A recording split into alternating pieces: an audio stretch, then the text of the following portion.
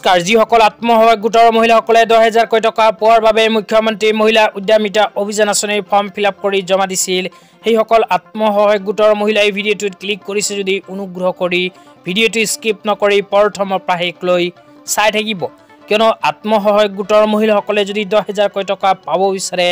তেন্তে অতি সোনকালে কৰিব লাগিব এইখন ফৰ্ম ফিলআপ তো কোনখন ফৰ্ম ফিলআপ কৰিব লাগিব আপোনালোকক জনাই দিছো অনুগ্ৰহ কৰি ভিডিঅ'টো স্কিপ নকৰি চাই থাকিব লগতে ভিডিঅ'টো শেয়াৰ কৰি আপোনালোকৰ বন্ধুবৰ্গক জনাই দিব তো আপোনালোকে মোবাইল স্ক্ৰিনত চাব পাৰিছে এনেকৈ এখন কৈ ফৰ্ম ফিলআপ কৰি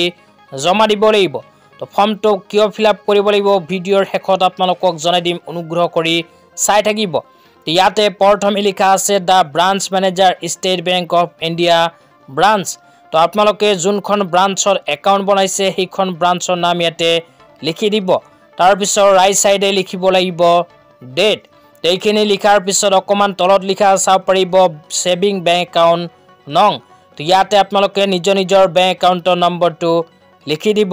লিখি দিয়াৰ পিছত আৰু অকমান তলত লিখা চাব পাৰিব I am maintaining A saving bank account number তো ইয়াতে আকৌ বেংক একাউণ্টৰ নম্বৰটো লিখিব তাৰ পিছত তলত বেংক ব্ৰাঞ্চৰ নাম লিখিব ইয়াৰ পিছত আধাৰ বা ইউডিআই নম্বৰ যে লিখা আছে ইয়াতে আধাৰ কাৰ্ডৰ নম্বৰটো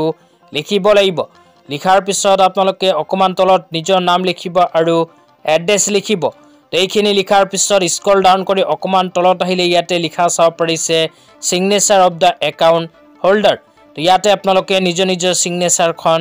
কৰি দিব তো সিগনেচাৰখন কৰাৰ পিছত তলত নামটো লিখিব লাগিব আপোনালোকৰ সম্পূৰ্ণ নামটো ইয়াতে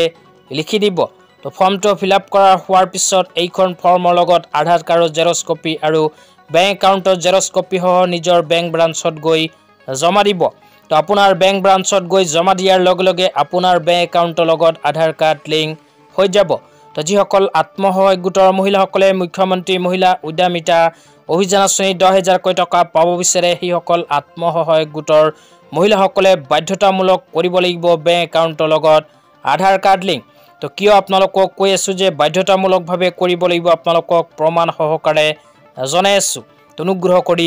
চাই থাকিব তো তাৰ আগত আপোনালোকক জনাইছো আপোনালোকে যদি এইখন ফৰ্ম কালেক্ট কৰিব বিচাৰে তেন্তে নিজৰ বেংক ব্ৰাঞ্চত গৈ খবৰ ল'ব তো আপোনালোকে নিজৰ বেংক ব্ৰাঞ্চৰ পৰা এইখন ফৰ্ম লাভ কৰিব তো এতিয়া আপোনালোকক প্ৰমাণটো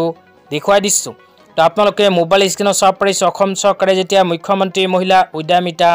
অভিযান আঁচনি আবেদন কৰিব দিছিল তেতিয়া এনেকৈ এখন আপডেট প্ৰদান কৰিছিল তো ইয়াতে 10000 টকা প্ৰদানৰ বাবে কেইখনমান চৰ্তৰ কথা চৰকাৰে উল্লেখ কৰিছিল তো সেই চৰ্তবোৰৰ ভিতৰত 1 নম্বৰতে কোৱা হৈছিল যে বৈধ আৰু সক্ৰিয় আধাৰৰ সৈতে লিংক থকা সেভিং বেংক একাউণ্টধাৰী